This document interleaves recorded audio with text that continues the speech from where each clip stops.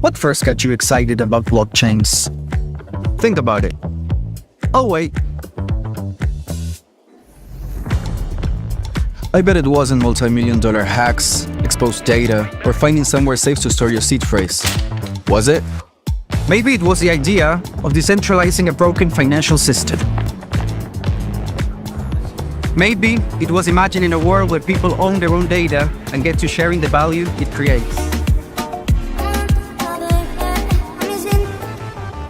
Or maybe it was the promise of a fundamentally better way of connecting, communicating, and transacting. The next phase of the internet that empowers us instead of exploiting us. So why hasn't that happened yet? Why are we still living with the same broken system that blockchains promise to fix? It's because blockchains can't keep a secret. Enabling open, transparent systems was only the first half of the challenge. For blockchains to really change the world, they also have to be able to protect our sensitive data when it matters. And that's why we built Midnight, to bring down the final barrier to mass adoption and unlock the full potential of the decentralized web. Let's build the internet we deserve, together. Ladies and gentlemen, we all know this in crypto. Ownership matters. That's why Cake Wallet. Cake Wallet gives you full control of your digital assets, all in one easy-to-use application. You can store Bitcoin, Litecoin, Zcash, Monero, and many more with just one secure backup. Swap between coins in seconds. No copying addresses, no complicated steps, and even includes Bitcoin Lightning for faster payments. And with Cake Wallet built in, you can use crypto in real life through debit cards or gift cards. Simple, secure, self-custody. Download Cake Wallet and take control of your crypto.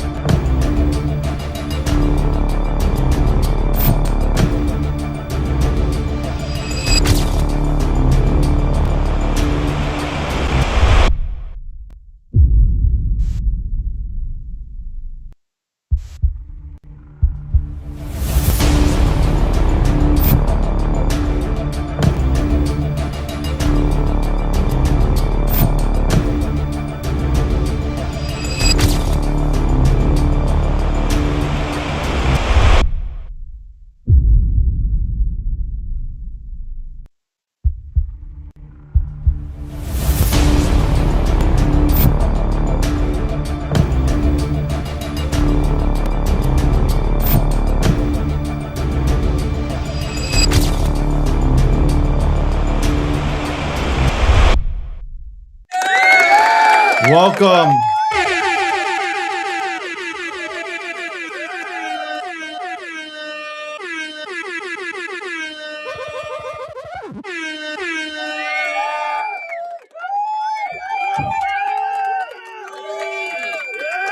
I predicted that the New York Knicks would win, and they won. And they won. One of the greatest comebacks of all time. Ladies and gentlemen, there's never been a comeback like the comeback we've seen yesterday by the New York Knicks over the San Antonio Spurs. What a game. What a game. You counted us out. You counted the Knicks out. You thought it was over. But we came back. We came back.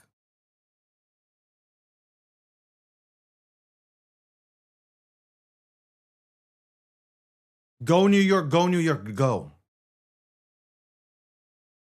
What a comeback. Unprecedented comeback.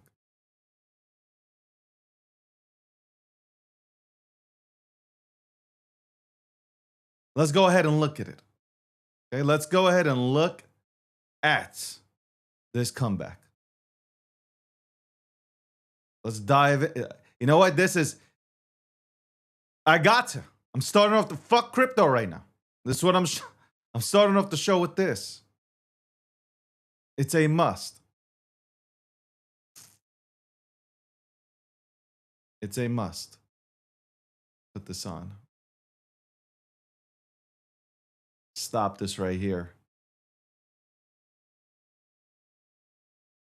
The NBA's clutch player of the year had a clutch shot in game 3. Fox on the drive. Wembanyama puts up the jumper. Shot's good. He had missed 9 of 10 shots, and it's back up to 7. And I like where he caught it. He caught it inside the three-point line. That's a top-of-the-key jumper. No matter how much Karl Anthony Towns contests, he can get his release higher. Brunson double team, finds Alvarado to Towns. Thought about a 3. Shot clock at 6. Brunson looks up at the clock. Finds Alvarado. Open look, Alvarado three-pointer. It's good! Back to 4 with 3 minutes remaining. Well, they're scoring every time down the floor right now. But San Antonio had a couple of buckets in a run. See if the Knicks can get back to... Let's make this very clear. If you did not watch the Knicks game last night, we were down. We were down 29 points. Felt like 90. We were getting destroyed by the referees and the Spurs. We had Wemby talking about, I'm in your head, son.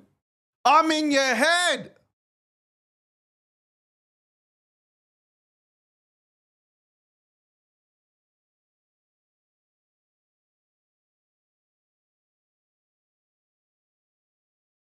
I'm in your head, son.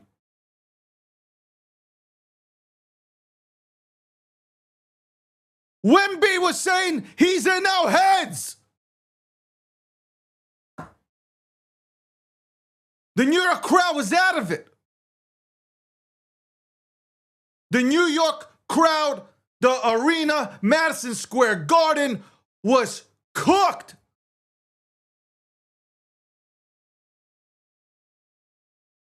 It was absolutely cooked.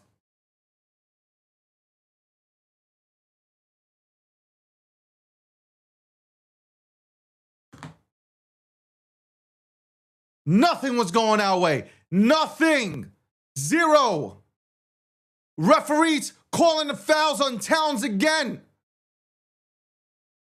If you've seen these fouls, they were crazy. What kind of fouls are these? They call a foul on Towns going to the net.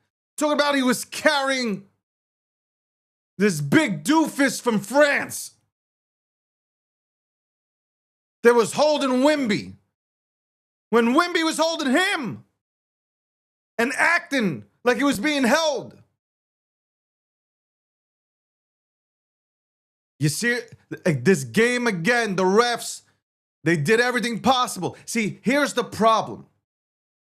You can't get into the flow of the game when you're in penalty already. So everybody's, oh, you got to play through it. You can't play through when you're on the bench. You got 2 fouls in the span of 2 minutes.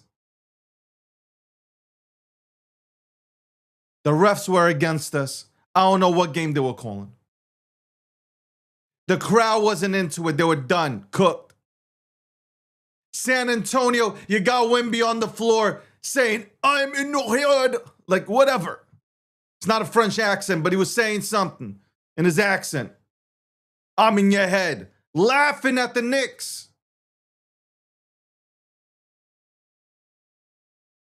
Laughing at the Knicks. Laughing. He's trying to become Trae Young and shit. Reggie Miller. The ultimate villain. I think everything changed. The entire game changed. The confidence level left the San Antonio Spurs when Wemby got the flagrant foul. Flagrant 1 assessed to him when he swung and accidentally hit Towns. Before that, he was playing physical. Before that stuff, he was playing physical. As soon as he was assessed that F1, he became perimeter and soft. And his entire team followed. I really believe that was the changing point of the game. I don't know why a lot of people aren't talking about this, but as soon as he got assessed that flagrant foul, the game changed. He was scared because now he's one foul. He's one flagrant foul away from being suspended.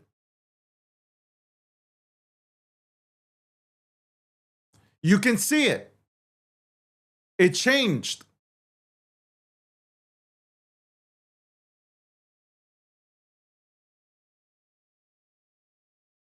And Brunson started to cook. Even before that, Brunson slowly, he was starting to get into the groove. OG, I gotta tell you, OG, probably the MVP of the series. If the Knicks win, which I believe they will, probably the MVP of the series. I love Brunson. I love everybody on this team, but OG.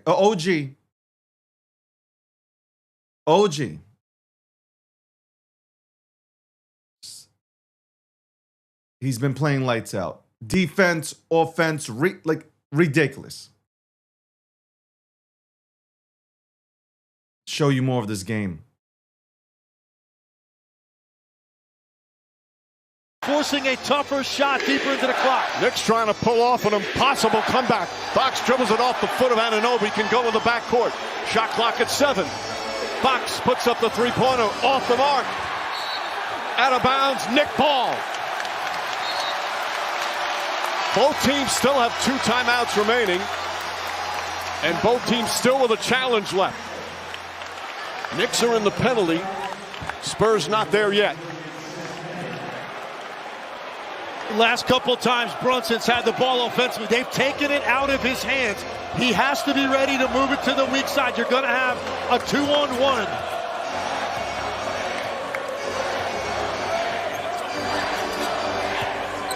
Brunson with Wemby on him. Drives, pulls back. Shot clock at 5. Brunson fires up a 3. Puts it in! 1-point game! This building is shaking right now!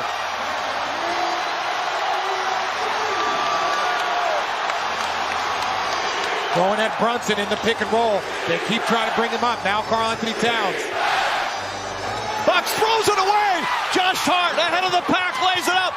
Lost. I felt he so missed the bad for layup. Josh Hart here, man. Oh my Give God, the Knicks man. the lead. He wasn't sure if he wanted to try to dunk it or not. He didn't get enough elevation. Wemby on the drive, gets inside. Layup won't go Now for a this foul. is He critical. got that up on the glass. Credit This Castle right here for is creating critical. those footsteps behind him. Wembanyama misses a free throw. Knicks trying to pull off the greatest comeback in NBA Finals history. Missed them Another both. miss. Jalen Brunson is loose now. This has been the best rhythm he's been in the entire series. Brunson using Big the screen, body set by Brunson. Towns. Basile Big right on him, body 8 on the Brunson. 24. Gets it back. Shot clock at 6. Castle on him now. Brunson, stutter Big dribble, body drives inside, goes up, Brunson. floaters up. It's good! The Knicks take the lead with 1:22 remaining.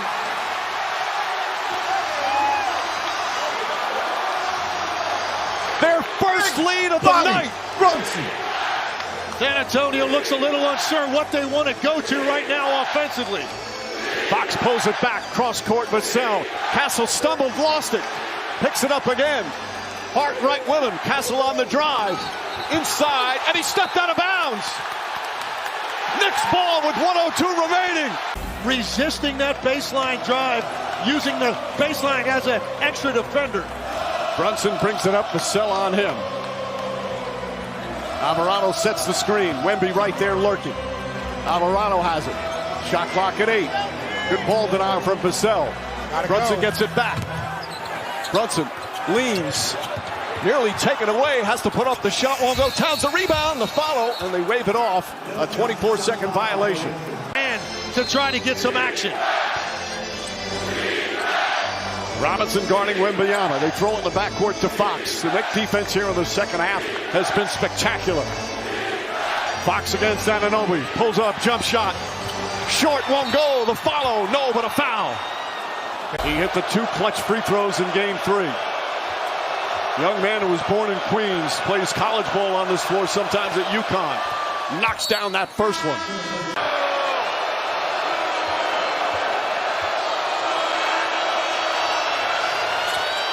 Two clutch free throws. Right now he backs off though. Brunson trying to get free. Into the hands of Brunson. Brunson's got Vassell on him. Crossover drives. All right, so before this play goes, I am so into this game. Okay, I'm not looking at my phone.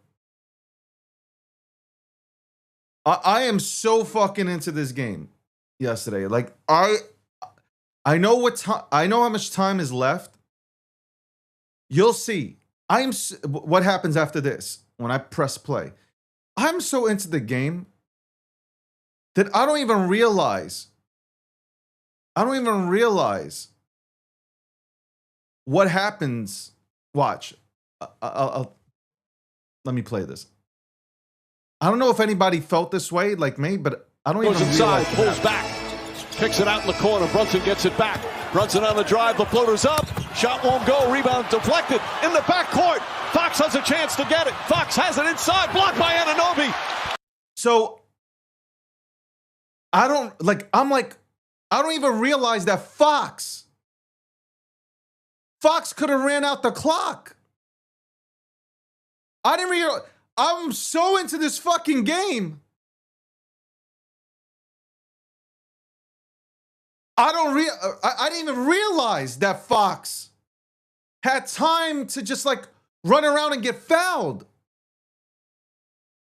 And potentially the game is over. Because now the Knicks need a 3. If he makes 2 buckets.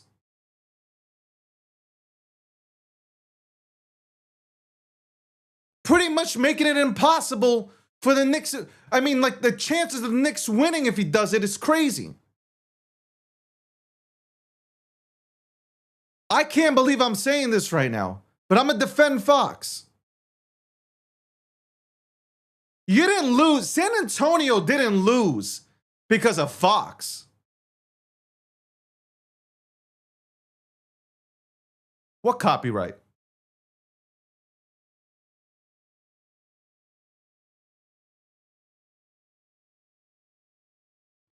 This was played on ABC. We're just playing the clips. What, they hit me with the copyright already? Yo, I can't get away from any of this stuff.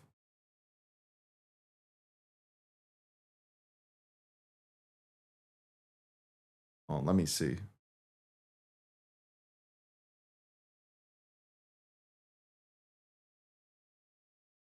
Point, you know, the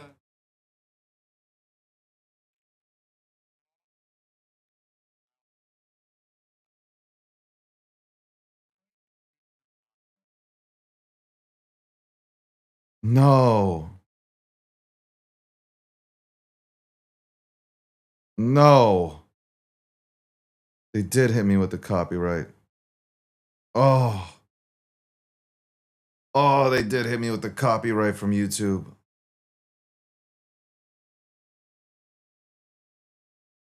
Oh, assholes.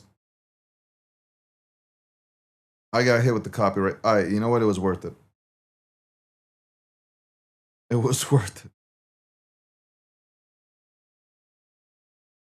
Oh.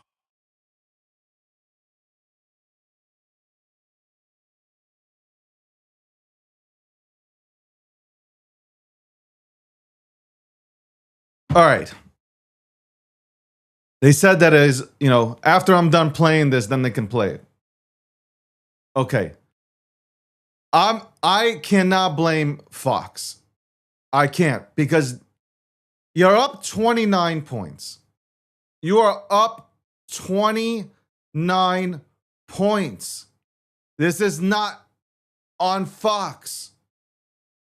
This ain't on Fox. And this is all, I say this all the time. I really do say this all the time when I'm watching basketball. Go for twos. Like you're up. If you're up by 10 or 15, why are you taking threes? Why are you taking 3-pointers, man? And with threes, like you're either hot or you're not. Them shits go out. Like you could be on a hot streak, you'll hit 9, and then all of a sudden you miss 15. Go to the, you know, if you're the Spurs, the Knicks are in the penalty, you go into the paint. You go ahead and make them foul. But no, they're shooting threes. Like they think the game, the problem is they think the game is over. When they're up like 29, they thought the game was over.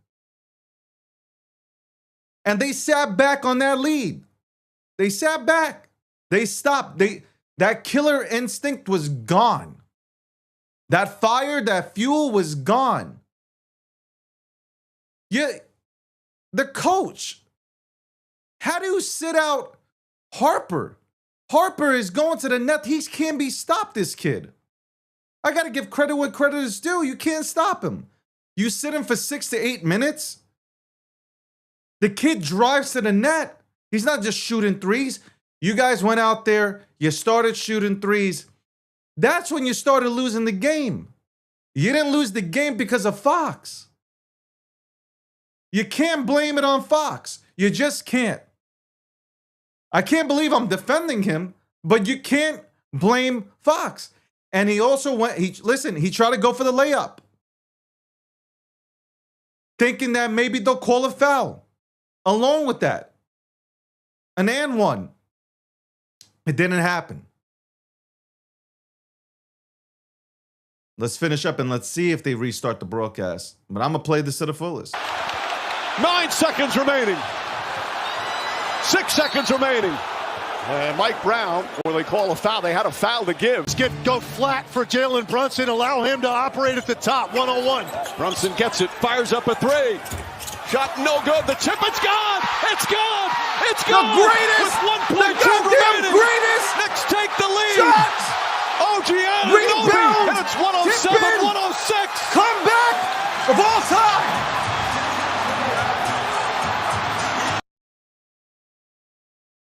Fuck you if you say otherwise.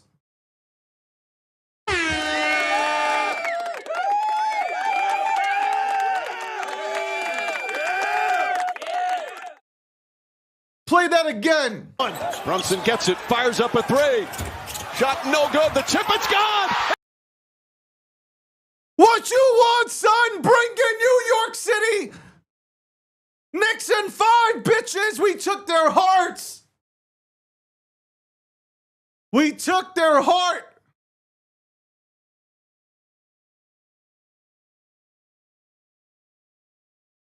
If you don't see the video, you go to X. Go on X.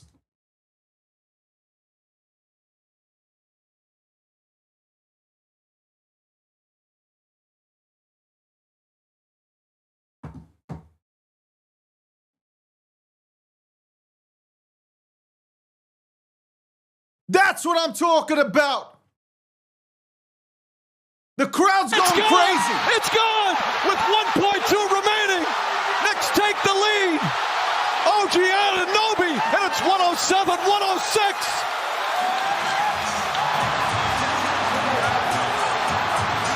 Bedlam here at the Garden. They can't believe it.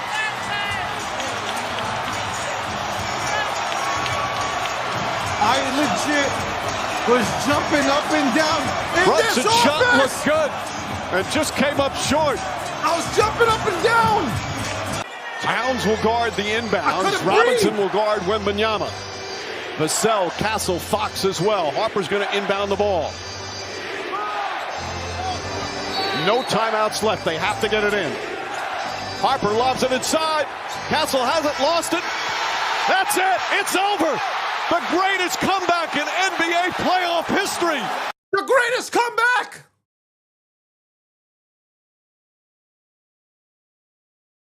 The greatest comeback in NBA history, in sports history. This is bigger.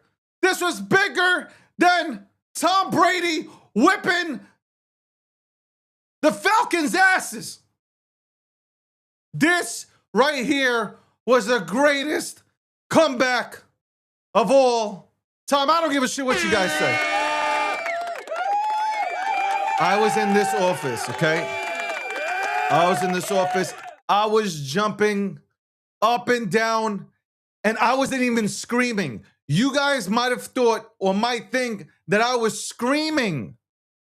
I couldn't scream.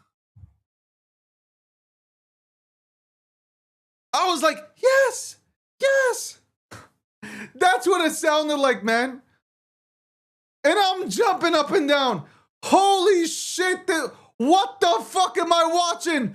Coming back from 29. From 29. El Dorado, I don't even know who he is. He tried to body slam Wemby. He's not even taller than Wemby's leg.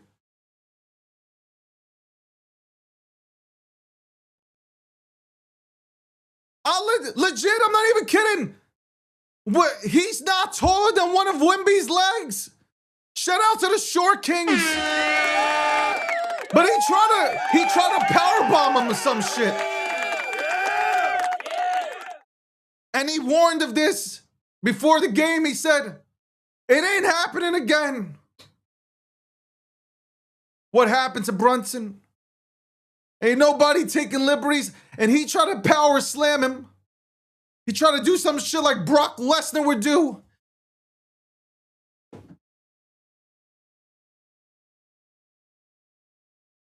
This kid hit 2 threes. He's from Brooklyn.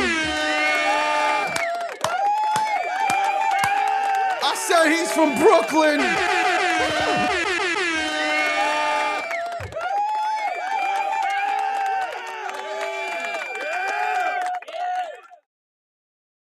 I don't even know why Taylor Swift is in the crowd. When did she become a Knicks fan? She's out there in LA, all of a sudden she's a Knicks fan. I have no clue what's happening. I wanted to say some bad things about her, but then I don't know. Fuck it. Enjoy the game.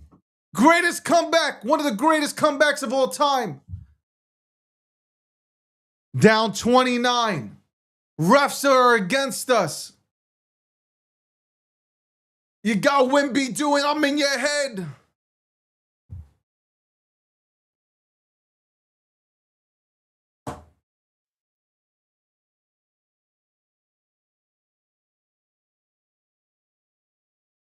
I'm in your head.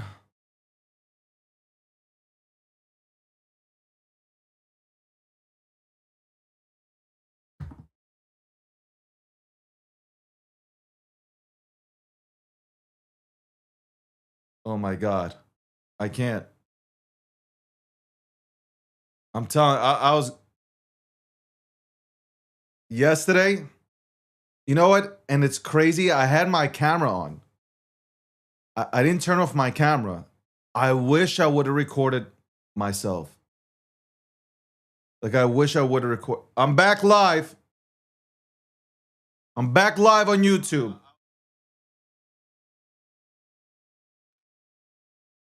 I'm back. Okay.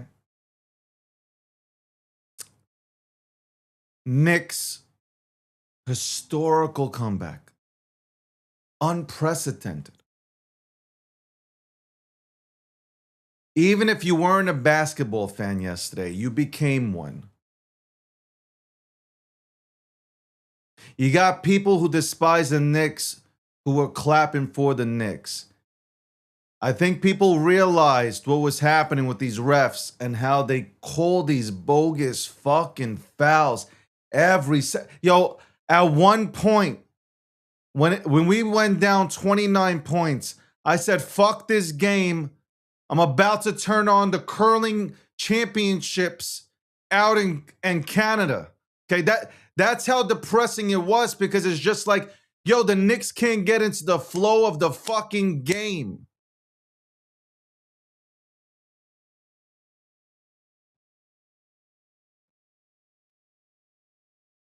I legit was about to watch curling. I was so close to watching curling.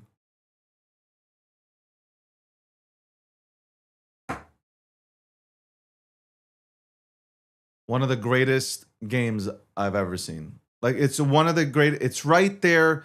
I also love the game 1999 New York Knicks versus the Indiana Pacers. Larry Johnson hits the 4-point play. The Garden erupted. I mean, it was shaking. This is right up there. If not better, obviously, due to the finals, due to the pressure, due to the moment. OG flies above everybody and puts the ball in. By the way, if he misses, guess who was under the rim? Towns. I said big body Towns. Brunson needs to get the ball to him, because Wemby can't stop him. Nobody on that team can stop him. Zero. Congratulations to the New York Knicks. And one quick thing. Born in New York, born in New York City.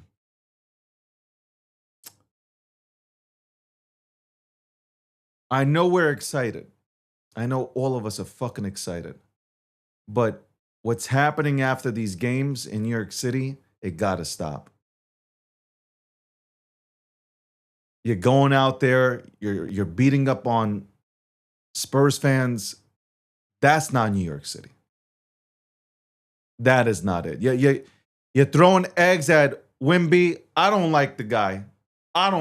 But throwing eggs at his head, throwing shit at the players from the Spurs, that is not us.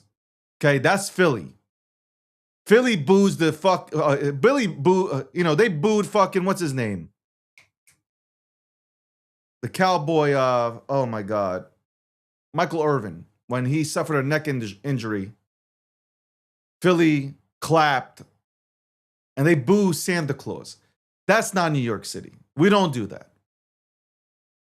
So seeing yesterday you guys jumping on taxi cabs,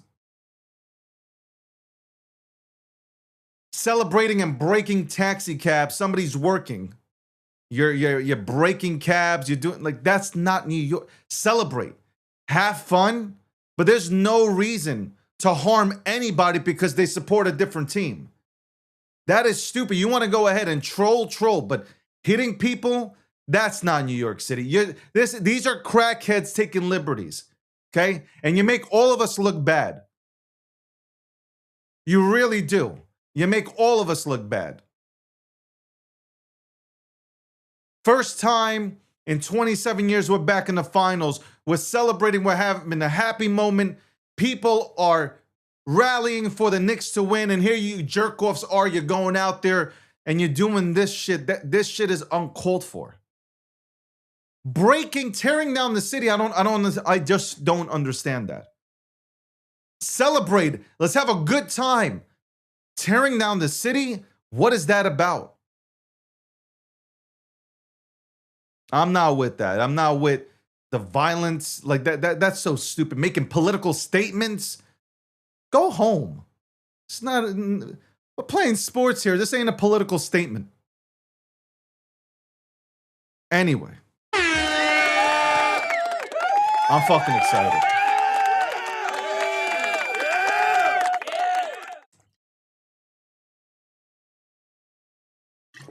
I am excited. I woke up different today. I woke up different. I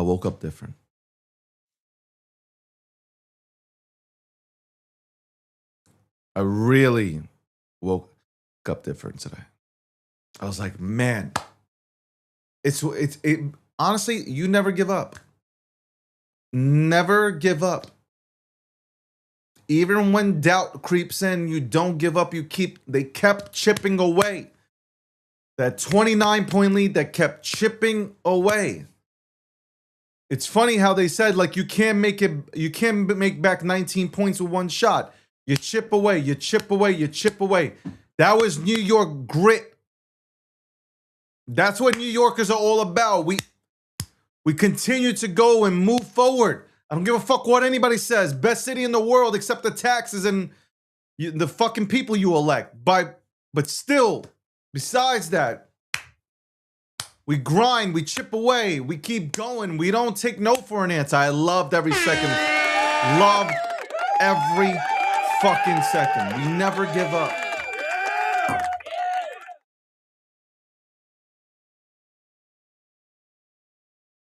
I don't know who this person is right now. As I am celebrating the Knicks.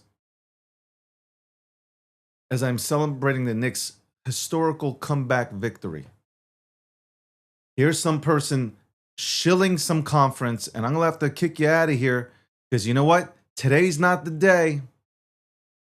Today's not the day to be shilling conferences, okay, in my goddamn fucking comment section on my show. Not the day.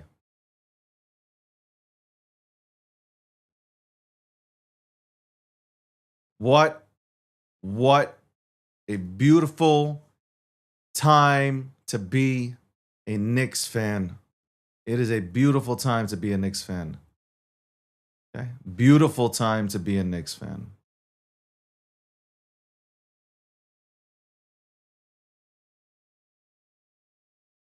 Beautiful time to be a Knicks fan.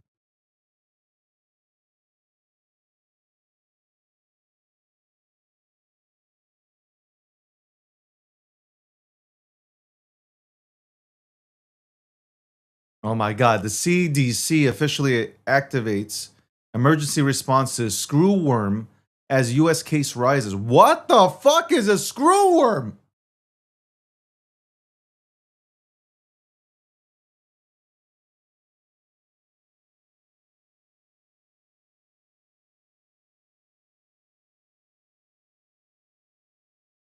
This just in. Let's go ahead and look at Polymarket real quick.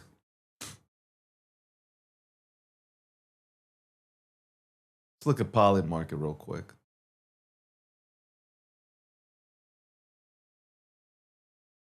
Polymarket, as of 2 hours ago. Polymarket. By the way, a sponsor of this show. Go to polymarket.com. And I go there for information because it's instantaneous. Just in, Democrats soar near an all-time high in the odds to take the House at midterms. 82%. The Democrats have an 82% chance, according to Polymarket, according to Polymarket, to win the House in 2026. I talked about this yesterday with Landy.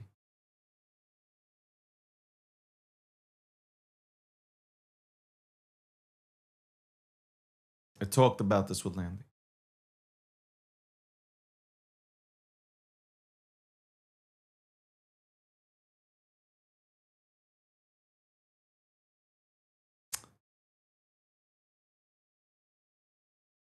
People will vote for Democrats, regardless of their party affiliation. Regardless of party affiliation,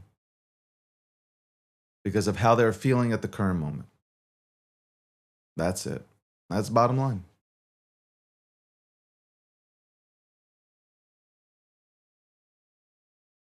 Democrats soared near all-time highs. And even if it's not the right choice, because she's definitely not the right choice, they will go and vote for somebody like her who will tell you that life will be better under her and the Democrats, which it will not, because it's been proven. You've seen it 4 years under Biden. You can even go more years if you combine Biden and Obama. Like, they were turning America into a socialist country. They want to finish it badly.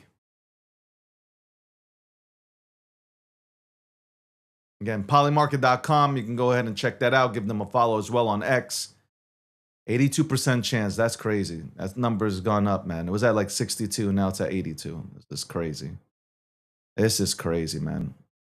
Who's the crackhead, man? Who's the crackhead voting for this shit? Who is the crackhead voting for this shit? Anyway, I haven't even looked at crypto. You want me to be honest? I haven't looked at crypto. Right now, it is all about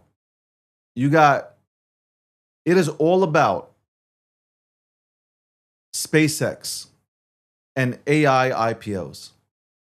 You have BlackRock that has allocated, I think it's about, BlackRock has allocated, BlackRock has reportedly placed an order for about $5 billion in the SpaceX IPO.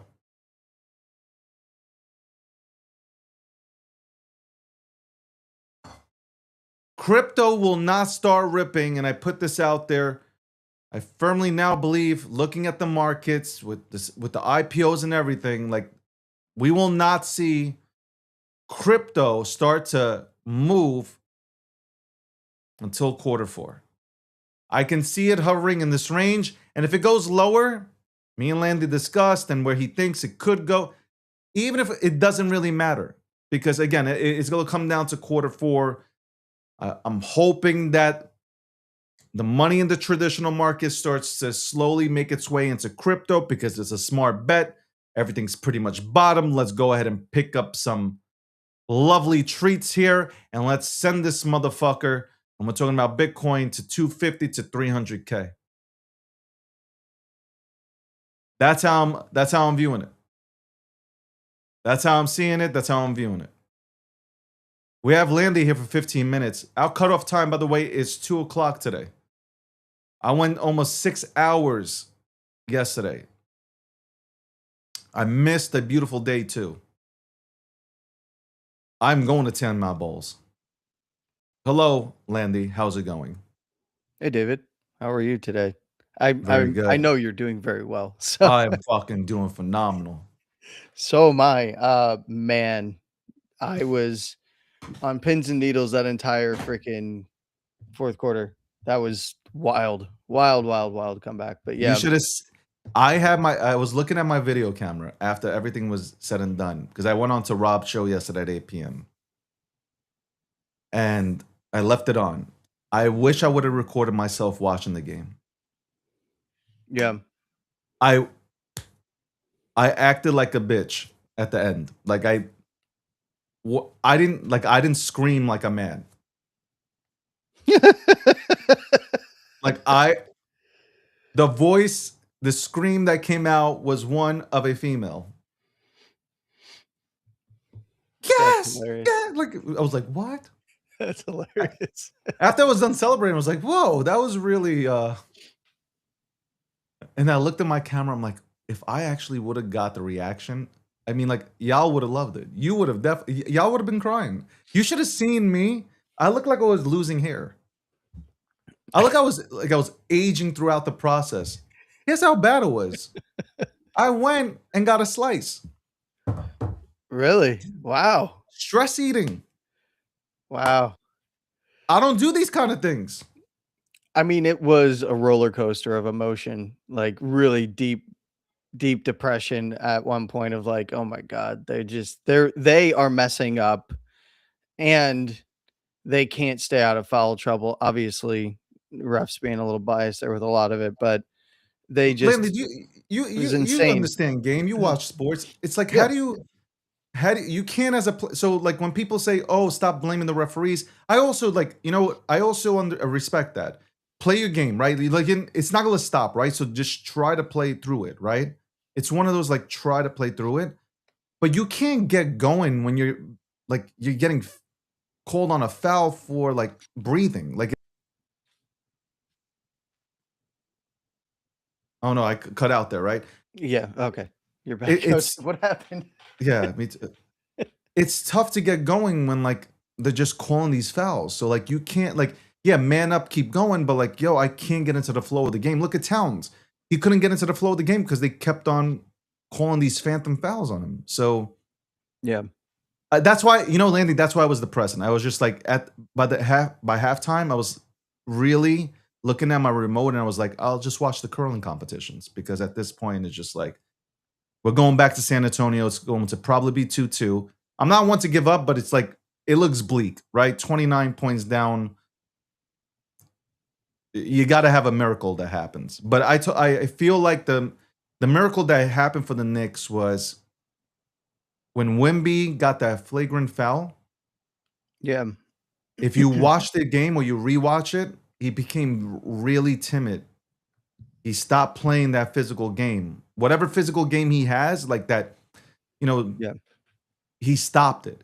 He went straight perimeter. It wasn't inside anymore. And then they started just shooting threes. I don't know why you start 9 threes. You shoot 9 threes, you miss all of them. Like at some point you say, you know what?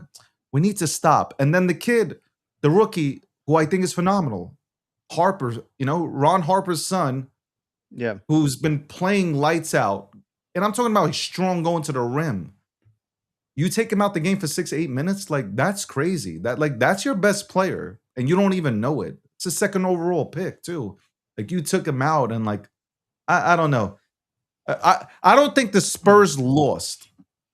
Like they're making it out to be like the Spurs gave away the game. The No. best team wins. Bottom The line. Knicks won, and they overcame the foul trouble to come back 29 freaking points to win. And you would think the Spurs, like the Knicks are in foul trouble, right? They're Yeah. already in penalty. So like all you had to do was run the clock and just go into the lane and have them pick up fouls, foul a lot of them out. Yeah. But they did none of that. They started being cute and shooting from the outside. But guess what? They followed the leader. They followed Wemby because Wemby started shooting from the outside. So everybody started shooting from the outside. And now you're going to miss more shots from the outside than you will inside. And that's really it. And the Knicks, Mike Brown made a great move. When he put in El Dorado, okay? Mhm. Shout out to Brooklyn. He puts in a small king. He's like 5'1". Yep. Respectfully, okay? Shout out to El Dorado. I take no offense. He's just running. Like both him and Brunson are so fast that they're getting up the court fast. It's like fast pace up the court transition.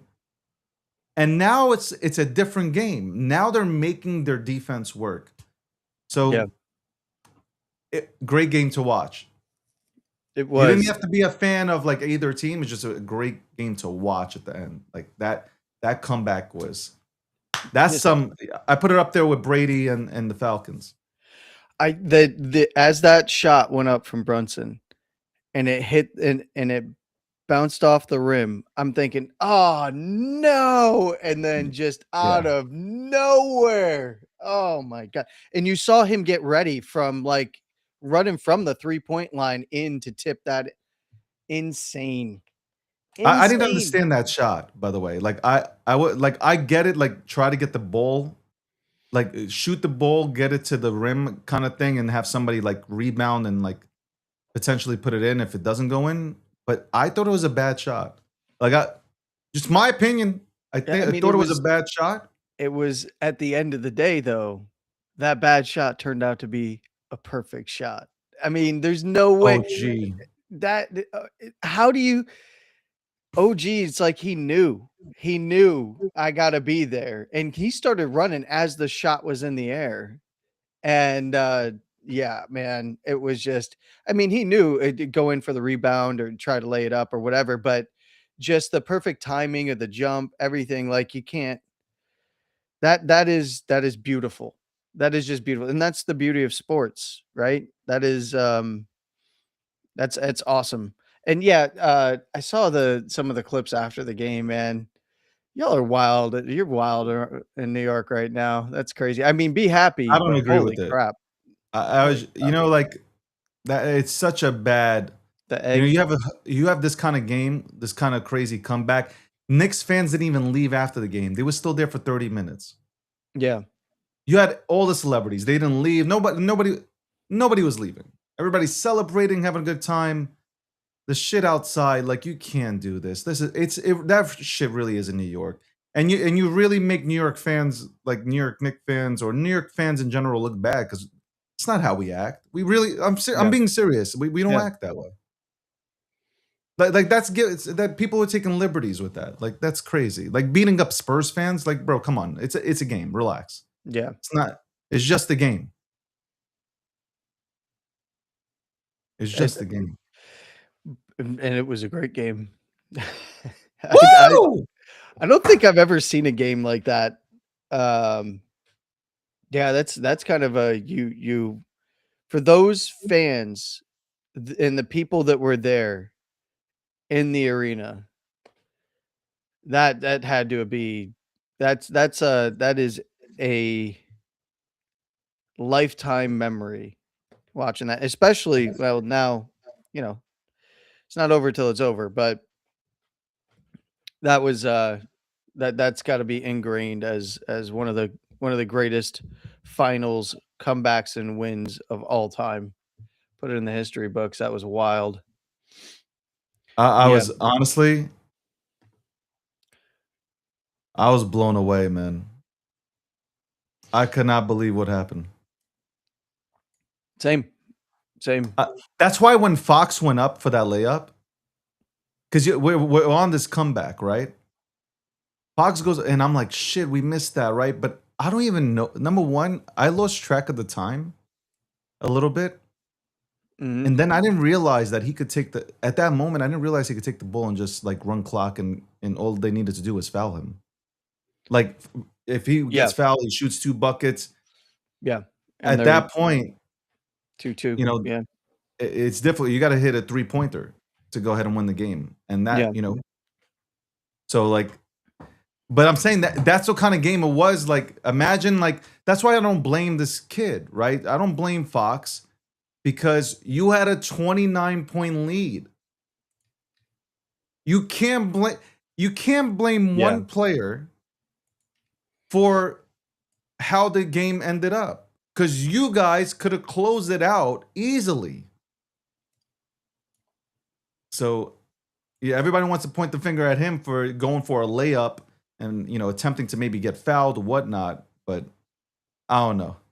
I don't think they lost there, man. They lost after. I still believe they lost after the flagrant foul committed by Wemby. That's when I think that's when he got really timid, knowing that he can get suspended. That you imagine, and if they actually upgraded the call beforehand on what he did to Brunson, he would have been suspended for Game 5. So, he's done this all series, like throughout the whole playoffs. He's done this to other teams. I mean, Yeah. I've talked to a fan from OKC, and they're like, "Yo, he was doing this shit to us, Mm-hmm. and he was getting away with it." The NBA. I'm gonna tell you one thing though. The NBA looks really bad from this perspective of referees. You already had like what was his name? Tim Donahue? I think that's what was his name. The guy who fixed games, the ref who fixed Yeah. games. Yeah. Earlier, well, was it last year or this year? It was this year. I thought he got where No, that no, he went to gambling jail ring. and I think he went to. I don't know. I think Oh, you're something talking happened. about back in the day. Yeah, yeah. No, He there was was fixing another one with the games. coaches and players earlier this year. That was another one. But before that, years ago, there was Tim. I think his name is Donahue? might, might No. be Donahue or something with a D. I forgot. And he would fix games. Yeah. So like you have this Adam Silver. You have this perception that games are fixed. You have referees that are making calls that are just even the commentators are like, for instance, Wimby, a ball went out of bounds. It went off of Wimby. They said it's Spurs ball. I'm like, Yeah, I saw that. I could not figure that out. It was it just very odd things. And honestly, shout out to Polymarket, but look, there is vectors for taking lines on games and outcomes. And, I think that the sports side of things, and obviously this has been across the board, Poly Market and all of the other prediction markets aren't the only places that bets can be taken on games, right? Like there's side bets outside of this stuff. There's different applications everywhere that you could take bets and lines yeah, and legs DraftKings, on. whatever. Like Yeah. all over the So, place. And you but got Las Vegas, man. You got those yeah, and bookies that are Vegas. mad. They didn't Yeah. have the Knicks winning. They're probably under right now. Well, and that's I it's been a long time since we've had an actual investigation, and because it's in football, in basketball, less so in baseball, right? But in football and basketball, it has been a hot topic when it comes to referees. And it seems like they've, with all of the focus, especially in football and basketball, on the referees from the league side of things about how they're reviewing and they're going to change the rules and they're going through training and they're going to be, these teams are going to, performance based bonuses for, things that they get docked for if they miss and like all this.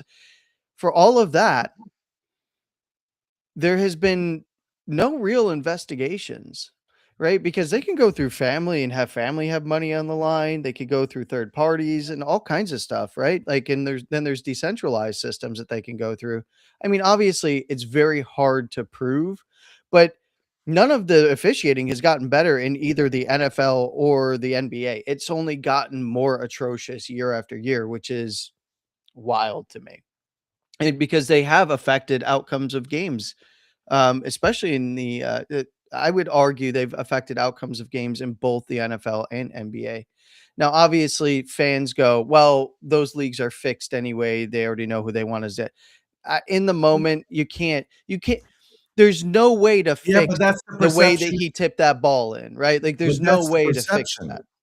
Yeah. Like that's the perception because you have people that are coming out like this ref who was doing, illegal shit. Yeah. He came out and said like, "Well, we're taught, you don't know who to believe, right?" But he's out there saying, "Well, we're taught to go ahead and extend the series." There might be some truth behind some of that when in the It's like NBA. There might be some truth behind that. that's why like, the refs, in the playoffs, the refs need to stay the fuck out. I'm not saying like, hey, like let a blow to the chest or a blow to the face, let it go. I'm just saying like let them play. Yeah. The refs are not going to catch everything. Like it's human, right? You're a human. You can't catch everything, right? Mhm. But I think it should be some sort of system where like, hey, I didn't see something, let me go replay it. Without challenging. Like they go and they look. Like they're allowed to continuously look and say, okay, we'll overturn it. I made a mistake. I think Yeah. that should be it. Like that'll make fans say, okay, look, they take this seriously. Yeah. I get that. That's micromanaging and shit, and you should let the game be what but I think that would be fair. I don't know. Either way, great game. It was a Yes. fucking great game. Fucking great game. Okay, what a game. What a fucking game. I And had look, people fucking wear. You know what? I'm not gonna even start. well, there's people out there like you're a Knicks fan. I'm a far away Knicks fan, right? Like I haven't been to a Knicks game in a very long time. But grew up a Knicks fan, watching what's going on there. Like there's people out there and this is the other thing is like Knicks fans going, "Wow, the Spurs suck." No, they don't. They don't suck. the Spurs don't Uh, suck. they do not They suck at definitely all. They're very they're a great team. You might not like the way they play, which I don't, but they are a good team still. yeah. But like it is yeah, I'm excited, right? It's Saturday, man, right? Saturday's next game, right? Yes. Yeah. Yeah. I So don't even know why it's that long. I mean, like, why would you? I get like they have to play travel and tomorrow. shit, but like, why make it so long? Like, that's It's the rest and travel, man. I mean, that's it doesn't they've been matter. doing this Like, for you play, years. you play. Like, Well, it's not like the old days. I told you, remember, you saw this, right? I don't know if this is real, by the way, but the quote attributed to Michael Jordan when somebody asked him, like, do you think that the 90s Bulls could beat, yeah, I any of remember the that. current I saw champions? that. I saw him say And that. he's like, "Yeah, probably by like 3." He's like, "Oh, why so many points? Because 'Cause we're in our 60s now." It's like it's not like it was in the old days. Um, I mean, Crazy. I mean, I'm yeah. still not over it. I'm like sitting here, I'm listening to you. I'm still not over what happened yesterday. I still can't even process it right now. Well, hey, you got all of tomorrow to process and Yeah. part of Saturday, and then Wow. man, one more, one more. One more, and we win the championship. It's been 50 somewhat years, and we bring home a championship to New York. And maybe that gets, New York sports started in terms of bringing championships back home. Because Yeah, we've Buffalo been in Bills a next, drought. baby. Buffalo Bills Buffalo, oh my next. God, here we go. I'm thinking dart to Odell Beckham, but people will kill me on that one because they're like, "What do you mean Odell Beckham?" So you want the New York to New Jersey connection. I see how it goes.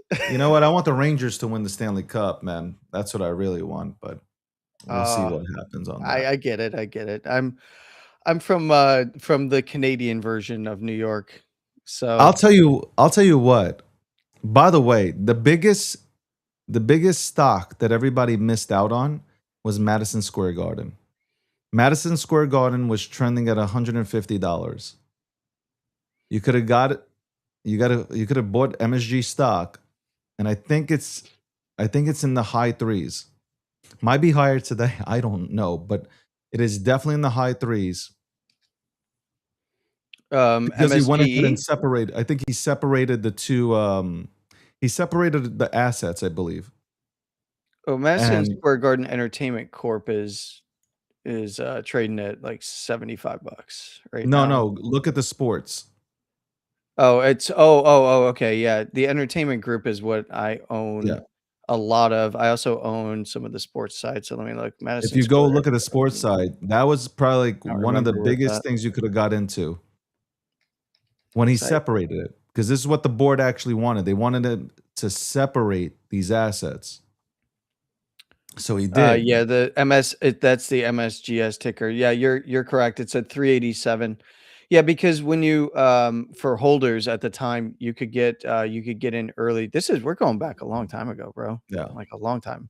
So now Yeah, like because they're thinking of even splitting even more. Um yeah, yeah. I forget what I got to look it up again, but that stock is he has made his shareholders very happy, James Dolan, by Y- doing that, splitting them away, doing sports and entertainment separately instead of having them as one. Yeah, for a very long time, it was sitting at like between like 130 and 200. It was Yeah. like $200. Yeah, So and great then it job by just James started ticking Dolan, on. man. This Yeah, past imagine year. if he still had the not the Liberty, but whatever they're called now. He sold that Oh, off.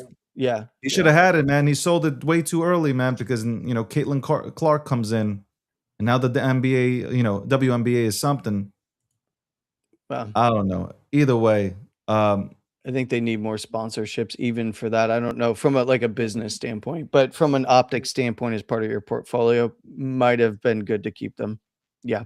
but I still think that like MSG Sports has more way to go. Like I still think like Well, it can go it's been higher. on a run since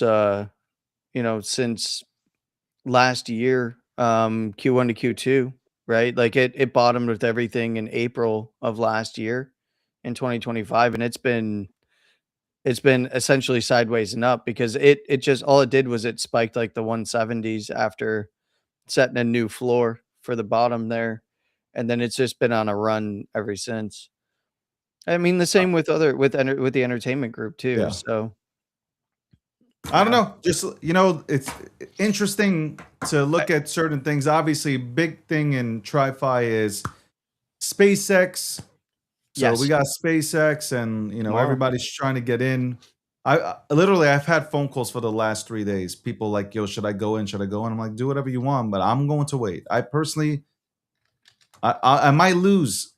I might lose waiting, but I think There's always waiting. opportunity in markets. Yeah, yeah, 2 to 3 weeks. I think you said it also. Wait a few weeks, kind of thing. Like, or you're going to wait a few weeks. I'm Yeah, waiting a few weeks before I go in. I'm not gonna because I know what's going to happen. It's gonna yeah. retrace, and I'll have an opportunity to get in. It's not just gonna fly, out this world. And I don't think. By the way, I don't think Well, OpenAI is going to come out with the. Hold on, who's not coming out with an before IPO? before the end of this year, I think they probably do it. I think everybody's just watching SpaceX first. You talking about OpenAI?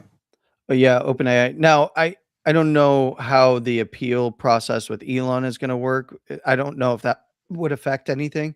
I don't think it would, but realistically, we've got Anthropic, OpenAI. You just had Google do a raise. Um, this is I would be surprised if we didn't see OpenAI and Anthropic IPO this year. I think that right now, because the structure of the SpaceX IPO is very different, people want to watch it to see how it does, right? What Yeah. does it do what the typical IPO does, pump for like a couple weeks and then absolutely dump, 65 to 90%? Or is the way that this is structured gonna keep the bid side buoyed because of the early listing on NASDAQ while limiting the upside capital, essentially using retail as an exit for early investors, which I'm not a fan of. But in terms of price action, most retail investors are going to have exposure to it in their portfolios through NASDAQ anyway. Yeah. So that might keep the bid floor up. And then there's the 90-day unlock. Typically people say, the general rule of thumb is like wait 6 months. Um, and then evaluate. But realistically, I'm going to wait probably a couple weeks to see where things are from a technical standpoint. And then I'll start projecting potentials at the 90-day and 6 month. And then watch to see if conditions are met for, some of the more severe downside that we typically see. Everything that goes up must come down, right? It's elevator up, or it's a stairs up, elevator down in traditional markets.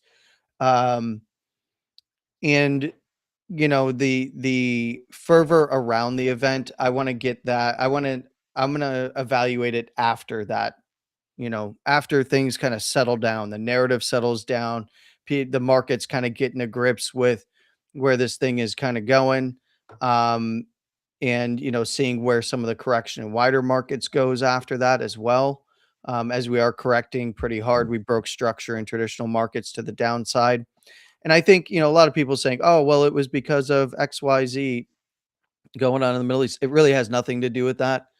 Oil prices have remained under $100 for a while, and even dove down, even though tensions are high there. Um, You know, and one of the big things, you know, how I've been talking to you about oil a lot and watch the oil price for futures for WTI specifically. But obviously you watch Brent and stuff like that and Saudi Sweet. But the fact of the matter is that has been the guiding light for markets in is oil, because we knew, and I've been saying this for a while, that we've had there's no way that ships weren't going through the strait. That's been verified. The other reason that you know that that's very true is the oil prices, when all of this kicked off again, did not dramatically spike up, right? And that's partly because the supply chain has adjusted. All of the things that I've talked about, you know, they've kind of lost all their cards in that area. That's why they're threatening the Red Sea. But also, ships have been going through the strait. I mentioned this since the very beginning. Transponders off on one side, on the other, and in many cases, they were keeping transponders off all the way through the Gulf of Oman.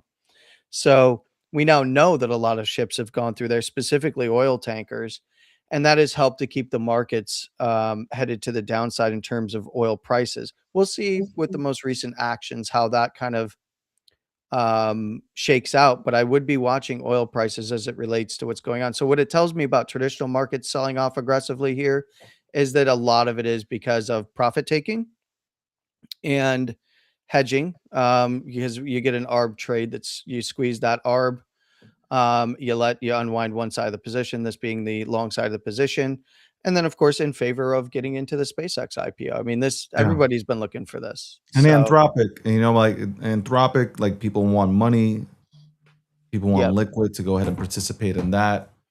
Uh, Again, I got to look at OpenAI. Something about they might not go through with an IPO.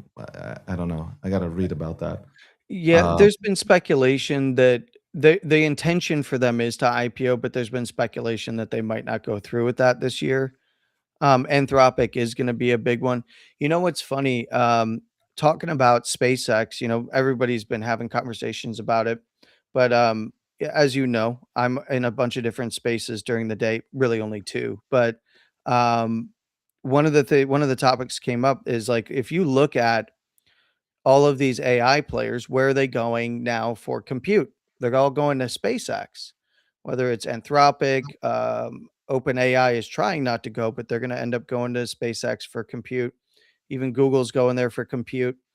Well, that makes SpaceX, you know, kind of the winner in all of this. And it yeah, was really surrounding the conversation of Elon's objective of putting data centers in space. And bro, how smart is Elon? Bro, he is so ahead. yeah, It's just ridiculous how ahead he is of the curve. well, Like you're going to be like, no matter how much you hate him, like you're going to like it's what? brilliant At in what point terms does of the way he Grok moves. overtake everybody? Well, this is Grok doesn't even need to be the winner. All of the compute, I think Elon is going to be one of the biggest players in AI compute in the world. And I think that a lot of people are only concentrating on the future of data centers in space. Meanwhile, because of the way that he's built all of his companies and the way he built SpaceX and the way he scaled up compute already for the data centers, he can keep expanding that footprint, and he doesn't have to deal with what all of these other data centers are having to deal with, which is public pushback, and then the build out process to actually get up and running. He's already got the power, he's already got the locations, and he can keep expanding them too. Because how smart he was with the real estate deals and the deals that he's done with counties and cities. Uh, uh, whatever he has really put a brilliant team around him with SpaceX, and I think you're going to 100%. see your Anthropics, your I think OpenAI is going to eventually go to him as well. I don't know if they can make good on their intent to buy. We already know that they're not going to be able to make good on the intent to buy those GPUs from NVIDIA. We found out about that earlier this year. Letters of intent really don't mean a lot, but we'll see if they try to come back and maybe redo that deal. I think everybody's going to end up with Elon and SpaceX for compute. So I think it's, you know, and you've mentioned it. He's probably going to bring Tesla under there, under the SpaceX banner over time. That's just I think that he's building an absolute juggernaut that is going to last many generations. Even when we do see AI bubbles pop and all of that, he's already going to be moving on to the next big thing. So Yeah, for sure. Listen, he made the, I didn't like the move with, discontinuing the Model S and X, but even these little things, he knows what he's doing. He just he knows yeah, like, will it work out? Like, does everything that Elon that he touches works out? Like, uh, for some reason, it feels like 100% of the things that he touches just fucking tend to work out. But we shall. I'm still. I got to tell you, like, even though Elon puts it out there that people will be driving with, that the cars are gonna be driving themselves with no steering wheels and stuff like that, I'll pass on that. I want to drive. I still want to drive. yeah, I appreciate FSD and stuff like that, but I still want to drive. But I know a lot of people don't. A lot of people rather have the car drive itself. Yeah. Listen, there are times where you want the car to drive you. yes, I get that. The long trips, it's much easier to go ahead and get out the car without your back hurting you. Okay. Without, the sun burning into your fucking eyes as you're driving. I'll You tell can, you. I'll tell you from experience that long trips, yes, you got a really good point. Um, Short trips, though, even like taking the kids to school, get in there, boop, hit a button. You can, eyes on the road, but you can actually just kind of let it take you there. It's like stress relief because for anybody that's got kids, it is stressful getting them ready and then getting them to school. Like we don't really have buses here in the area that I live. There's no school buses. Um, there are a few, select few, for very specific reasons, but here, just about everybody drives their kids to school, yeah. or they get old enough they drive themselves, right? And in this case, it is stressful as hell. When you just hit a button and it just goes and it does it all for you right to the parking spot, because like so for us we have a parking spot because I have a special needs child, but that is right to the parking spot, right back. Beautiful, dude. But don't take that steering wheel away because that thing can fly. So I want to be For able to real, drive man. it on the damn back roads, right? I want to be able to go to the dunes, right? And yes, you can take your electric vehicle to the dunes. Just don't get too far away without a gas vehicle with a with a generator on the back. That's funny. Somebody asked me about that. Can I put a generator in the back? I'm like, what's the purpose? Dude, there's guys that got generated. They go to the dunes. They have gas generators in the back of their cyber That's trucks great. That's crazy, bro. just in case. Bitcoin, though, right now, if you want to look at the crypto markets, I think, like right now, when it's like, there's one thing that you learn when you trade. When it's boring, that's the time to go ahead and buy some shit up. I don't know. That's me personally. You don't gotta. Nobody should follow like what the fuck I do. I have a different threshold here. But when it's boring, that's when I like to go ahead and start buying. When everybody's declaring shit dead and it's boring and it's done and cooked, that's when I like to start buying. That's when I know like you guys are cooked and you guys are chasing green candles. So like right now the intention is, and rightfully so, it's on IPOs and SpaceX. It's going to make Elon a trillionaire, and at that point, what does money even mean to him? Um, Like uh, like it's just in his pocket. yeah, Yeah, it's just he's like got a whatever. trillion bucks here. Uh, you have obviously a lot of people in SpaceX that believed in it in its early days. They're going to make a lot of money, just like the people in Tesla. A lot of people are going to retire. Mhm. Listen, people who are trying to invest 100 grand into SpaceX right now. You know, again, I'm going to wait, but hey, people got their own strategies. But as to crypto, Bitcoin's at 63,270. Ethereum is limp dicking it over here at 1674. Uh, BNB, like, what the fuck am I supposed to say? Is the truth. BNB, I mentioned BNB today because there was somebody from Wall Street was on, I forgot which channel, it might have been Bloomberg or CNBC, and they said BNB is probably one of the most undervalued crypto assets within the crypto space. Listen, stating that institutions are looking into BNB. I like CZ. I love Binance. It changed the game. I mean, what use cases BNB have besides obviously transaction fees being cheaper on Binance, and you have people who have built memes on top of BNB. So I really don't. Maybe I'm missing. Maybe I'm missing the plot, and I don't know. There's some Or DeFi I have. over there, but it's more about I the mean, BNB to me is just that until they do something. XRP a lot. Hey, XRP family, you guys were like, I wish it would go back under $2. Well, it's at $1.13. I mean, will it go back up? I believe so. Like you could, whether you like XRP or not, I believe it goes up. I mean, the number on that show will go up. Solana, I believe Solana will go up as well. And Solana has done what Ethereum hasn't done, and that is they've captured, or they continue to capture, the retail market. I want to say like the retail the degen retail market here.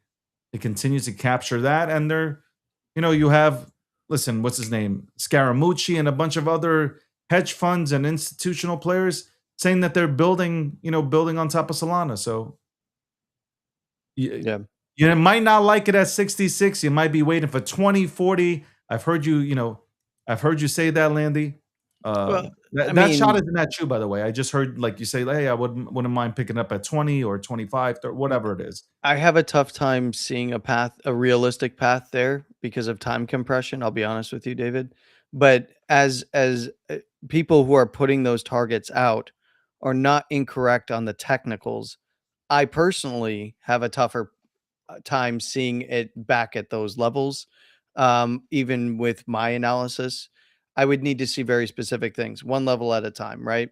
Where in fact, today, remember yesterday I talked to you a little bit about this, that Bitcoin could potentially set up for a higher low. It just needs to close above 64,200 and then get above 65, and we could see a little bit more of a bounce in the markets, maybe to the deeper 60s, 68 to 70. We're actually seeing that is becoming a possibility as the hours go by today, with Bitcoin setting up for a potential higher low. The rest of the markets, BNB and Ethereum, everything's doing the same thing with a potential higher low. It's just about taking out that last daily lower high, and then we can look for a potential further bounce up. So, while Bitcoin's in the 58 to 60 on the low side, I'm not looking for the mid 50s, low 50s, potentially upper 40s until we see a break and close under there, especially on weeklies. Daily Yeah. runs down there, great, get liquidity, but sustained downside, I need to see weekly closes below around 58, or the most recent low, you could just say. Well, 50, we can both 58, say that 59. Bitcoin hasn't performed. Yeah, but that's I okay. mean, That's yeah, no, opportunity. but yeah, I'm not dissing it at all. But over Yeah, the last year, it's down 42, 42%. 30 for days, sure. 21%. The last 7 days, it's really, the last 24 hours up 2.2%. But And this is what well, it is. that's going to be a narrative until it's not, right? Yeah. So, and you want that to be the narrative when you're accumulating. You want it to be, in fact, I would like to, I personally want to see it down further. I want to accumulate at lower prices as well. Granted, like I discussed with you yesterday, on the first rundown to 60K, I had been looking for 58 to 60. I had bids at 60 on the first rundown. There's no way to get it. There's no fill there. Even though it hit 60K, even on spot, I got no spot fills on some of the biggest exchanges out there. Um, so I ended up filling higher. I ended up filling on the 65, right? Which Yeah. I'm fine with. And I filled at 60 now, because we did get that dive under 60. So, and I'm going to fill lower if it goes lower. If it doesn't go lower and it starts to paint a bullish structure, I'll just fill in the next higher low structure on a more higher term time frame. I'm willing to um, take whatever average up if I need to, because I'd rather confirm the structure and leave the door open for possible lower right now. I have no problem though. I bid 60. I picked up some bags. Let's put it that way. Even David, I even picked up some bags of meme coins. Can you believe Nice. And that? we'll talk about that. Weird. Um, I'm looking. So like, I guess walking through like what I'm thinking. So like for every sector, so I'm looking at privacy, right? I pulled up midnight, obviously. Yeah. In terms of privacy, it's up 9%. It's been hovering in this 3 cent range I have my for a agent while now. waiting, by the way. Say that again. Oh, yeah, Agent agent Agent waiting. Landy is waiting. Yeah, I'm waiting for my avatar, so I'm gonna have to I give them a call, man. I'm in queue. I'm in queue, so I'm like 1,000 or 1,144. I haven't checked the queue today, but while we were talking yesterday, I actually went and I bid some midnight. So, because I told you it had triple bottom there, so even if it goes lower, I'll bid some more. But So um, here's my thing with like midnight. Okay, max supply 24 billion, right? yeah, Um, circulating yeah, is already pretty 16.6. much, yeah, yep, But here's my thing. All time high, obviously, when it first came out, it was like 11 cents, almost 12 cents, whatever. yep. Two point, almost 2 cents was the low. Here's what I'm looking at though. Where is it? Like, I'm trying. Okay, look. If let's change this. Who Yeah, can I we would change definitely this to? change this. Yeah, Maybe ADA market cap. you want to do ADA? Yeah, Okay. even though I know ADA's falling, I'd be curious to see what it would be at a Cardano market cap. So is it So this is how 37 I'm. cents? I Yeah, want you to understand, like Landy, like I want you to understand, like how and like we all have our different ways of going about shit, right? yeah, I use this. I really use my own tools. Like I like using my own products. I really do. Like I yeah. just I know the features and I know like these things can help me position myself into having a better opportunity of winning. So look, for instance, if we do compare, we are comparing Cardano to Midnight. If you put $1,000, like this is how I'm focusing. And this is what more people should do because they think, oh, if I put $1,000 into something, I'm not going to do anything. Like it's not gonna, nothing's going to work out here for me.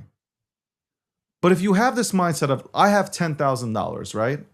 I only have $10,000 to play with.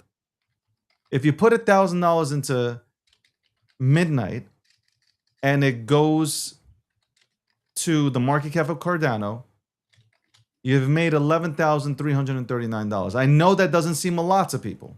That's not a lot of money to some people. But now I got 11,003 minus whatever the initial. I'm in profit.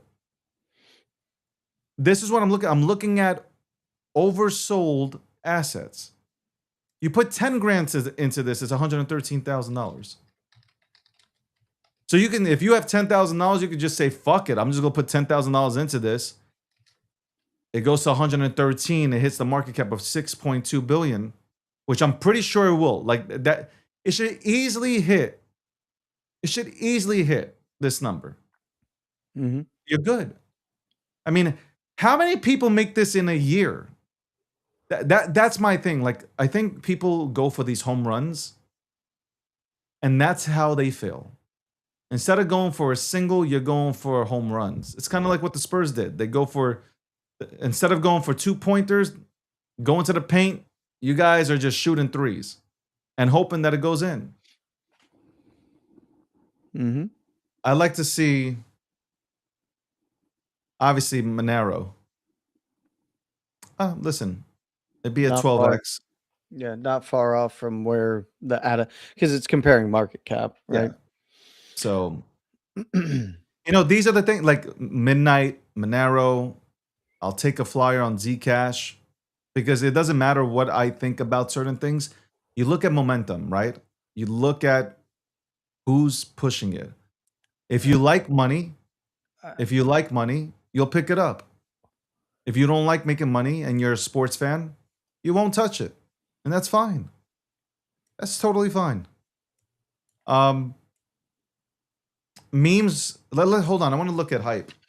You'll never see the puppet pick up any Zcash, but I will trade Zcash on extreme leverage to the short side. Hyperliquid is at 58. Yep. That is not a bad number.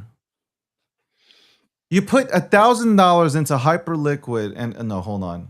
Over time, though, I would like to see it in. There's a local area for Hyperliquid between 48 and 51 that I would like to see it tag.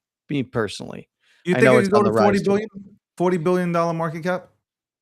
what Hyperliquid. I think it's Yeah. already well past that in terms of No, fully it's at diluted 12. value, isn't it? Fully diluted value, it's past that, but 12. Yeah, no, it's in terms of circulating. Yeah, no, Yeah. I could see it going to 100 billion and more Okay, so over time. Might take a while. let's say you compare it to Solana, hypothetically speaking. I'm just using the market cap. Yeah. If you put 10 grand in, I mean, it's 30,000. Like if you put 100 grand in, you got 300,000. If it hits Solana, it goes up. It does a 3x, which it should easily do a 3x. I think actually Hyperliquid is going to do big time numbers. I have some pretty high targets on Hyperliquid for the What do very you think long term. Hyperliquid is going to do? I think we could see potentially next bull run peak 500 and above for Hyperliquid personally.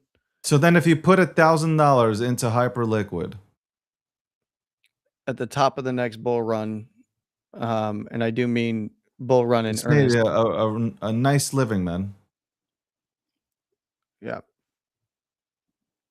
I'm Man, you imagine if you got into this at $3.81. Sir, I've been I'm in laughing. Hyperliquid since day one, brother. I know. I'm laughing. I'm laughing. Hey, shout out to my Hyperliquid friends. You know who you are. Keeping me in the game, by the way, because there was a short period of time there I was like, I don't know. Maybe I'll just sell all of this. And they were like, you better not sell all of it. And I was like, all right, I'll trade for more.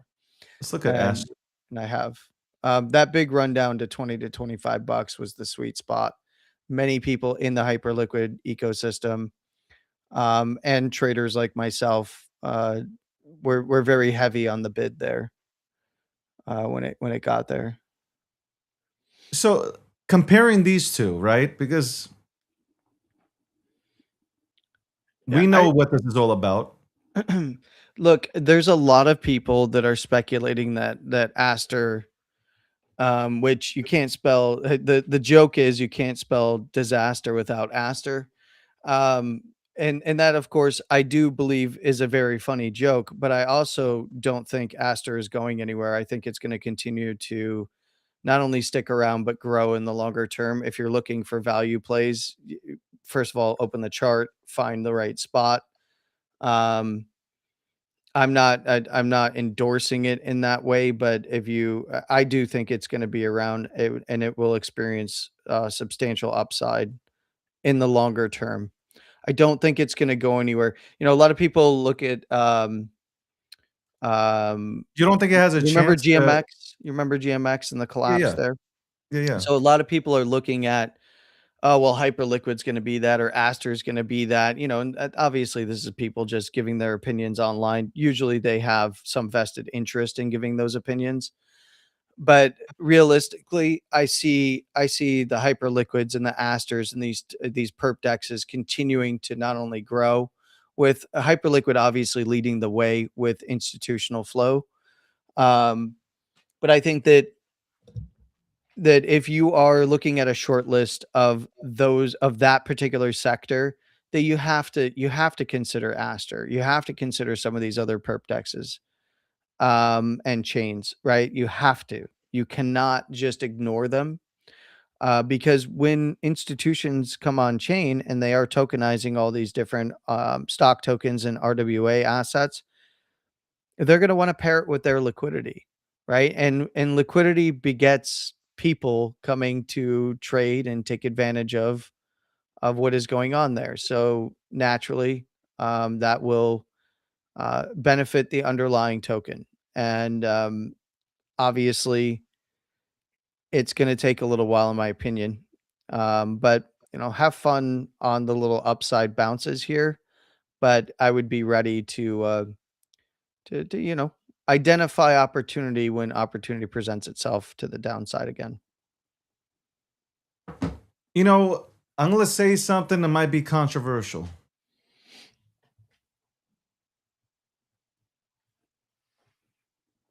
I'm going to You? say something that's going to be controversial, Randy. No. No, come on. No. David Goxstein say something that might be Yeah, controversial? that's weird, right? I've That's weird. never yeah, that's I don't believe it. I I love memes. I love memes. I think people know that I love memes. I really do. I do.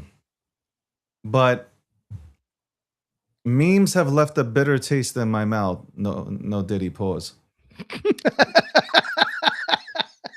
Sorry.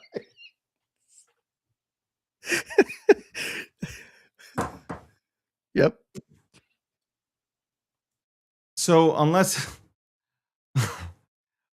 it's a meme, like I do my research on memes. I like I like getting into memes with like history.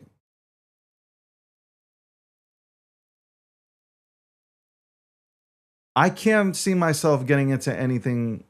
I can't see myself getting into anything else. It has to be something that's because all these wars that happen, all these PvP shit, uh, getting dragged into absolute bullshit consistently and like fucking like I don't. This is not crypto. This is absolutely not crypto. One of the motherfuckers. I'm one of the motherfuckers that went on national TV, and I'll repeat that before anybody did to talk about memes. This is not, this is not it. And that's why, like, it's like, yo, you know what? Keep this shit. Y'all cats can do whatever the fuck you want. I'm going to my, I'm going to my bread house, man. I'm going to find the next chain link. Or I might just get more chain link. It's one of those things where like, I know these things, they're not gonna hit 100x, but they'll hit the 10, 20x. And I'm fine with that. Even if they hit a 5x, I'm fine with that. I'm not going to do hopes and dreams. I have my meme collection. I will hold it, but I don't know if I add something else. Like I really can't see myself adding. It has to be it has to have history to it. It has to have lore. I'm talking about serious lore for me to go ahead and even consider it. Even consider it. So that's right. That might be controversial. I get people in my DMs like, "Hey, no, fuck off. I'm not going into any of your shit." Okay, don't say you're not shilling me. You are shilling me. Okay, like keep that to yourself. I don't want to be a part of it. You're gonna use my name. Like you get what I'm saying to you, right?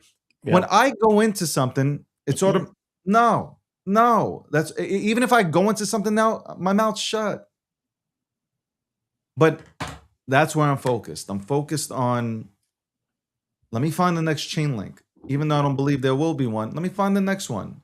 Let me find something that's oversold. Chain link looks good here, man. I think it's not gonna break its all-time high. So Well, Randy, I know that you gotta run. but I wanted to say, all of that said, memes will run off their lows and they will run aggressively Yeah. when the time is right. The problem is a lot of people in the meme space are really underwater. So I think that what you just said is very smart because you can have your bag. I just said that there are places here where in a select few memes here and there, I've been bidding and I will bid if they continue to head down. I'm kind of waiting to see if they're going to continue to get that further downside move on some of them because I think that they will run off of their lows and they will make a lot of people a lot of money if the cards are played right. But we're in a transitionary period in this space where there is opportunity in things that are not memes that you can catch early and you can if you stick around you're able to identify that opportunity on whether it be majors or others that aren't in the top 10 market caps that are at levels here and lower that are absolutely attractive and I think Yeah. will do very well with a lot of the institutional players coming in. I think I got legitimate OG memes, but I know a lot of people are making money in the meme. Still, there are people making money in the memes, but I mean, right it's not my now, age. it's a lot of It's just opportunistic, yeah. pump and It's a dump lot of stuff, cabal so shit. A lot of, like, yeah. honestly, a lot of this is like you got to be in these trenches. Listen, I've graduated from the trenches. I don't need to be in them. Yeah. Look, even I'm laughing right now. I don't want to say the name of the meme. I don't want to say the name because you know what's going to happen. They're going to clip it up and they're going to say he mentioned it, right? That's Yes. what always happens. Yes. But there's Why a I'm not meme saying out there anything. right now, and I I talk. If you look at the meme list that I came up with in 2023, they're talking about it right now. It's a dog, and people were tearing me up about it. Here's the difference. Here's the difference between me and somebody else, right? I called this thing when it was like at 120. Okay. I was like, I'm not calling it, but I said I like it. I think it's a meme that has like super fucking history to it. It was on ETH. Now it's sending on Solana. I'll write it for you. Hold on, I'll write it for you. Yeah, I think I know what you're talking about as well. So I got reamed in my ass for this one. Mm. It went to 12 million. So that's not Yeah. a bad play, right? You call something. Here's the difference between when David G calls something. Sorry to use myself in the third person. And when somebody else calls something, right? DG calls that, what I just wrote to you, Mhm. goes from 120 to 12 million, right? And I went into it because I saw names in the holders. I seen names with the wallets, and I'm like, you know what? I'll get in. Who knows, right? I might send just because everybody starts, and it was the Pepe crowd that was in there mostly. So who Yes. knows? Maybe it sends off of that. Went to Yeah. 12 million. Great. Cool. Now there's one on Solana that went to 6 to 7 million. Yep. Nobody's holding spaces about that. They held spaces about me, though, about me calling that. Mhm. But nobody's saying anything about, I don't even want Yeah. to say his name. Yeah, no, I But know. I know you exactly know what who you're talking called about. that one, right? Yes. Yes, I know So exactly who did. Yeah. he calls that, and it's like flowers. So you can tell the difference of, I'm not trying to be in the cool crowd. I'm not trying to be in your trench. I'm not trying to be in your chat. But before, if I would have done that in let's say 2021, it's celebrated. Oh, D Mhm. called something. Cool. Like with Verge and all these things I can name out. Now the young broccoli heads, this is who I'm competing with. Not even competing with, these are the people that are biting at the ankles. So Mhm. I agree. Yep. it's really weird, but okay. You don't hear nothing though. I read the timeline. Nothing said. Nothing. You know what they're doing? They're actually using my post that I made in 2023 Yeah. to say that, yo, D saw this. Yeah, I know. And I I'm not also even have seen acknowledging that it. floating around. Yeah, Yeah. I know. I'm not even acknowledging. You know, when I was younger, and especially in this game when I was younger, I'll be like, yo, what the fuck you told get onto social media and do that thing, right? Now I just don't acknowledge anything. Like zero. Just So put out somebody in the audience is gonna get what I'm about to say. Just put out a post that just says disavow with a period at the end, and that just be I the just only said post. send it to hell. That's what I should say. Um, nah, just disavow, disavow, disavow. The Somebody out there audacity, is smiling. the main account told me I must get in. Can you imagine that? Uh, That's like, we need your money, Dave. Watch it sentence to We want like to exit liquidity. We need 400 mil. EL, bro, so we can dump on your ass. Watch it absolutely sentence though. What? Say You that type- again? you like send it to hell or disavow, and then it absolutely sends to like 400 or 500 mil. That would be hilarious. I'm sorry, that would be hilarious. I don't care. I'm not in it. Have your fun, everybody. Have your You know fun. what's difficult? Like, we came to crypto, before you go, we came to crypto and we should be building, like, we should be building products on chain kind of thing. Like, there's nothing wrong with that. It's just that the people here make it impossible because they're praying for you to fail, and they're judging you based on market cap instead of judging you based on what you're building. And that's the difficult part. That's why I understand Charles doesn't want to talk to anybody, because here he is pouring his own money in, doing a whole world tour, talking about Midnight, and which Midnight would benefit Cardano's ecosystem. But instead, you have not only Cardano cats who, for some reason, dislike Charles, but you have a bunch of other people that just dislike Charles because he has an opinion on things. And if it's not the opinion of what they hold, they're attacking him and funding him. So it's like nobody's rooting for anybody to actually win here unless like unless your whole crew is just louder than everybody else. You get where I'm going with that? Like, if you don't have a crew that's louder than everybody else, then like you're gonna get flooded like crazy. So what is the purpose of crypto? That's what it really comes down to. What's the purpose of this industry if you can't come in here? I'm not saying people should support you while you're building. That's not what I'm saying. Like, you automatically you should win the support of the people, but god damn it, like, it shouldn't start off with like a lynch mob like outside of your goddamn fucking business telling you like, yo, we want to see you fucking fail. It is really, I'd rather build something in Silicon Valley than build something here in crypto. And though if I build something here in crypto, it can, I think it would be totally successful, but it's hard to do that. I'm not building a media company and these kind of tools, that's great. I'm talking about building it on chain. Yeah. That a utility token that comes with it, you can't do it because everybody will look at market cap. And that's it. Now, if you don't give a fuck about what anybody says, I can care less about what a lot of people say here.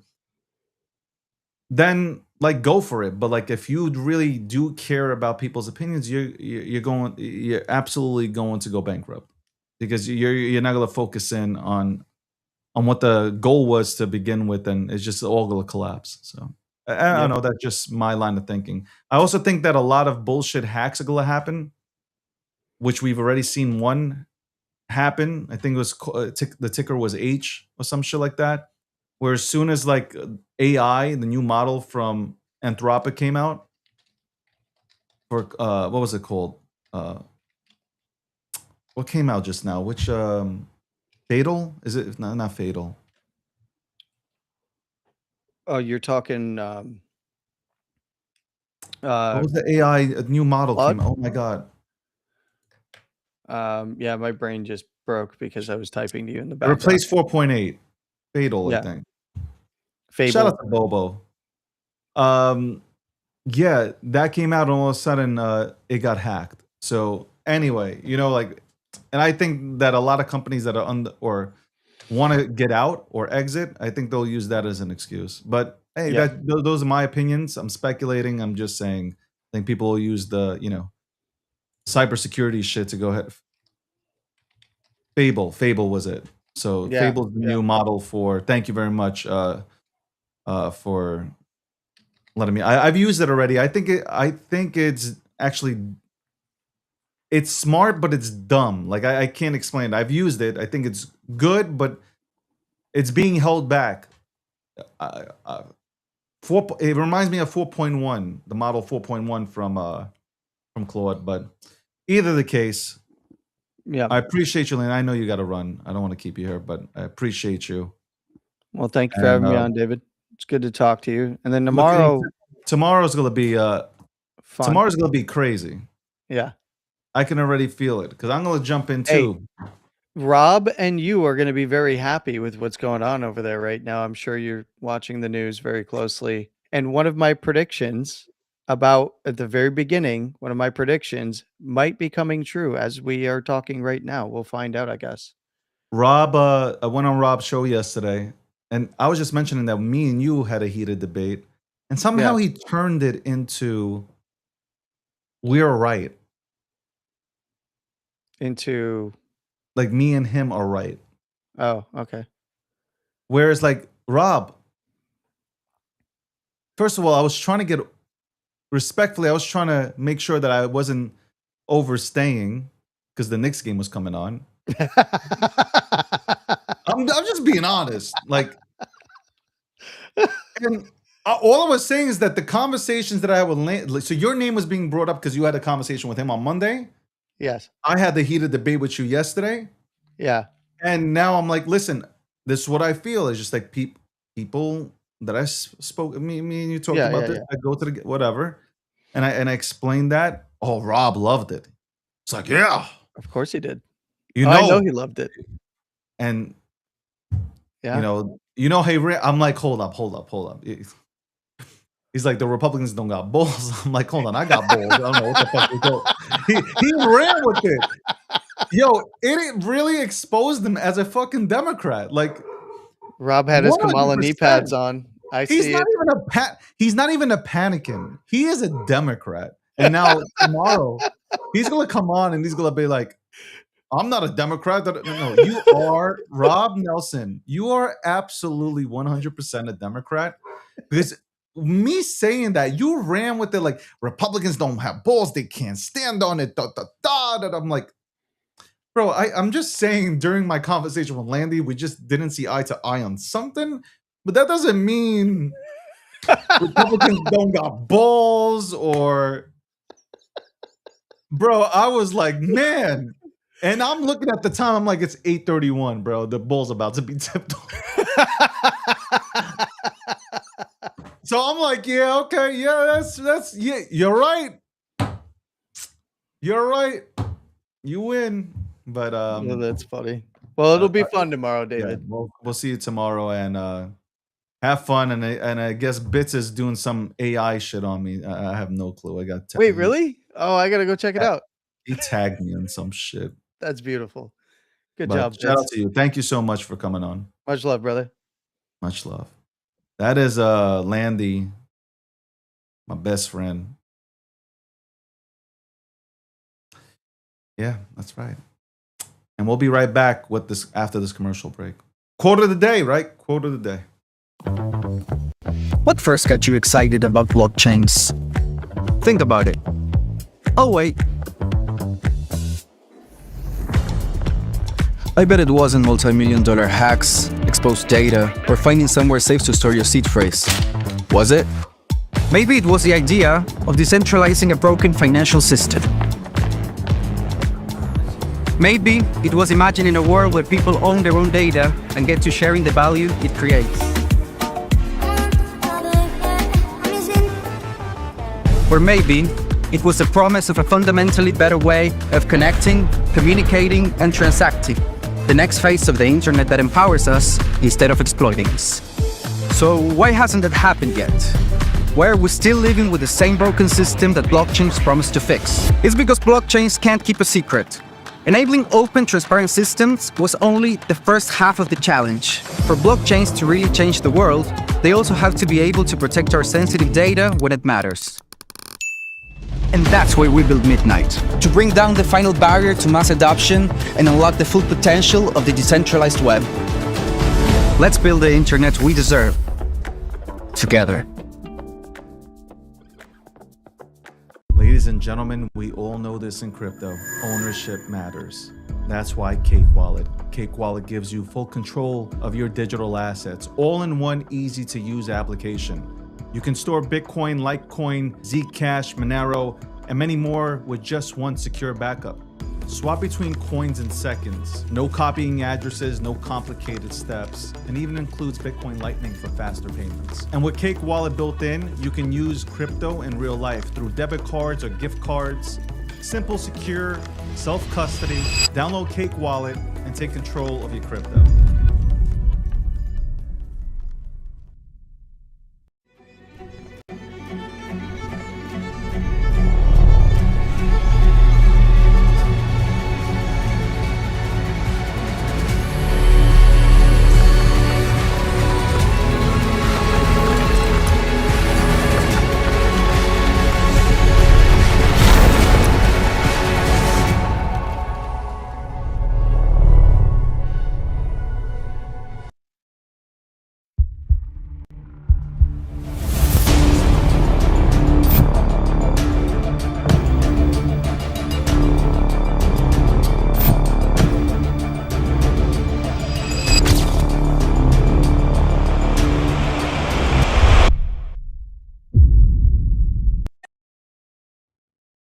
What's going on, guys?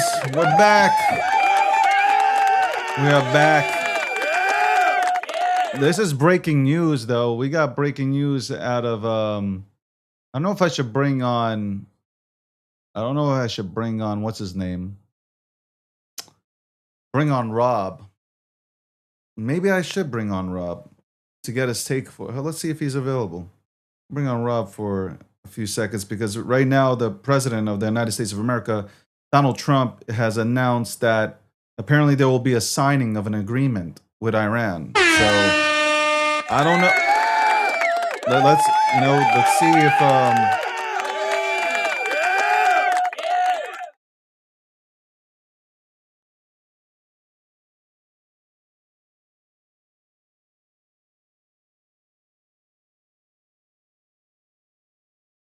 Let's see if he'll come on. But hey, that's if that happens. So right now the price of oil just went down. Also, I think NASDAQ just went up by 100, or the Dow just went up by 100 points. Let me get all that information together. This is what I was talking about yesterday, that we need to end the war in Iran. Did I not say this? Landy, did I not say that we need to end? Well, do I believe it is another, story? Okay, but at the end of the day, if the president now, and I hope it's real, if the president's coming out saying that an agreement is being signed out, and I'll read exactly what's being. Let me put it up here. Give me a second. Let's go ahead and put this up here, so we can all go ahead and see this, because this is good. Like, anybody's in crypto or in the financial markets, you're happy and you're excited. You want this. So let's go ahead and look. Go ahead and look and see. See if Polymarket has this up.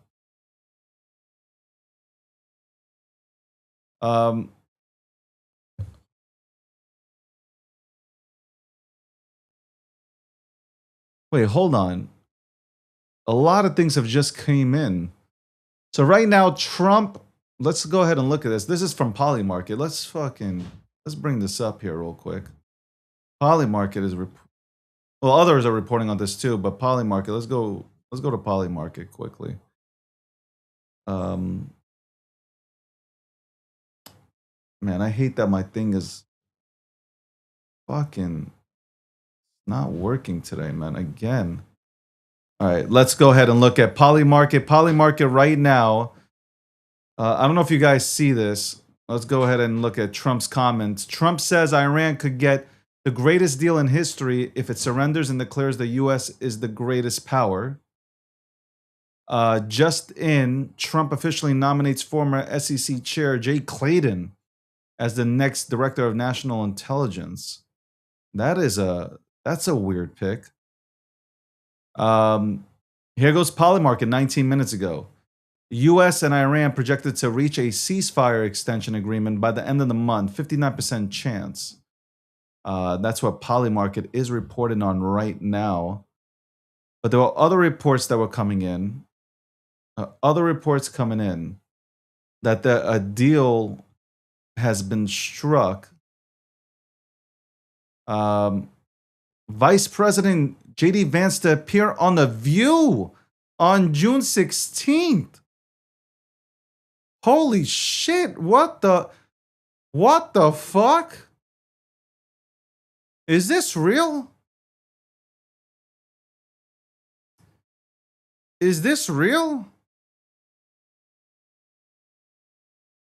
J.D. Vance to appear on The View? What the fuck is happening? J.D. Vance is going on The View. That is wild business, man. That is absolutely wild business. Holy shit. J.D. Vance on The View. Okay. That was not on my bingo card. That was absolutely not on my bingo card. Polymarket 45 minutes ago said, will Trump praise Allah again this month? That's wild. Trump cancels tonight's planned operations on Iranian infrastructure. And hold on, but like, where is that news? Where's that news? Hold on. Where is that news? Let me find that news. Let me find that. Let's see if I can find this. Okay. 50 minutes ago, President Trump says he has canceled scheduled strikes on Iran and the time and place of a deal signing will be announced shortly. But this has happened before. This has happened before, Donald. Okay, this has happened before. I don't think a lot of people are going to be excited. One being Rob Nelson. I don't think he's going to be excited about this. But here we go. Here we go. Let's look at this. God damn it. Based on the fact that discussions with the Islamic Republic of Iran have been brought to the highest level of the Iranian leadership and approved, I have, as President of the United States of America, canceled the scheduled strikes and bombings against Iran this evening. Discussions and final points have been, in both concept and great detail, approved by all parties involved, including the U.S., Israel, Saudi Arabia, UAE, Qatar, Turkey, Pakistan, all these fucking places. Naval Brigade will remain in full force and effective until the transaction is finalized. Time and place of a signing to be announced shortly. So there you go. There you go. Will this actually happen? Will this actually happen? Will it actually take place? Will actually take place is the question. Will it actually fucking happen so we can get back to business? But Rob Nelson makes a point, man. Rob Nelson makes a point. He says, like, with them and you know, with them still in power, with the terrorists still in power, like, how are we to believe?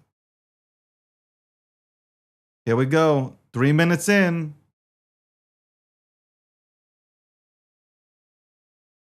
So Trump says here's what's happening right now. Trump says negotiations with Iran are pretty much wrapped up. That's Trump. Okay, that's Trump saying that. President Trump saying the deal's wrapped up, essentially. And here you have Iran says has not yet approved any text for agreement with the U.S. So Iran comes out, they're saying there's no agreement. Trump's coming out saying there's an agreement. They're for a date for it to be signed. What the fuck is happening? Who the fuck are you guys communicating with? This is annoying. We've been through this song and dance every single day. Can we not talk about this until you guys end up in the same room signing a goddamn document? Like, this is fucking annoying already. I gotta tell you, like, come on, man. Like, I am a MAGA head and all this stuff, but like, what the fuck is this, man? Every second. 1 minute it's done, the next minute it's not, then 1 minute it's done, next, no, not, which one is it, bro?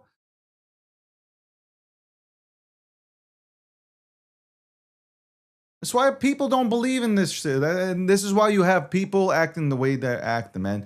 This is only going to make Democrats, I'm telling you right now, Democrats are just going to use this as a talking point to put down Trump. I'm looking right now, the official announcement that came out 55 minutes ago it's the same thing that I read, so it doesn't really fucking matter. But all that happens is the market turns around real quick.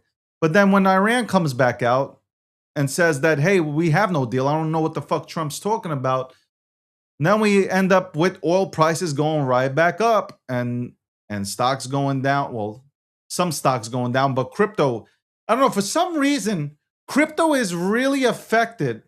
The wild part is crypto is really affected by the war in Iran. The stock market is not affected at all. Stocks have not been affected at all by what has happened in Iran, but for some fucking reason, crypto is affected by the news in Iran. It's so fucking weird. It like really is so fucking weird to watch how crypto is affected by Iran, but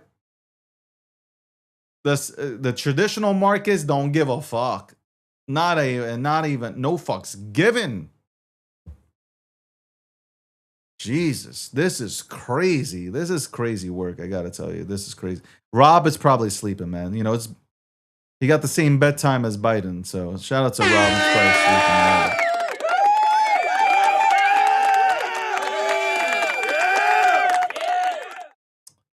Probably sleeping, so like again, I don't want to bother him. But I will not stay on here like yesterday for fucking 6 hours. I want to thank everybody for tuning in to the show. Okay. Tomorrow we'll talk about more assets, more digital assets. A lot of things in the works behind the scenes. So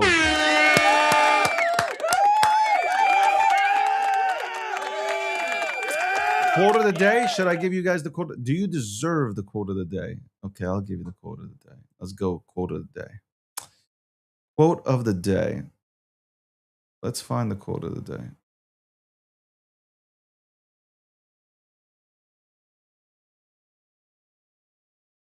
Okay, this is a good one. True loneliness does not begin in the absence of people, but in the moment a man sees through every mask and can no longer pretend. I'll read that again. True loneliness does not begin in the absence of people, but in the moment a man sees through every mask and can no longer pretend. Shout out.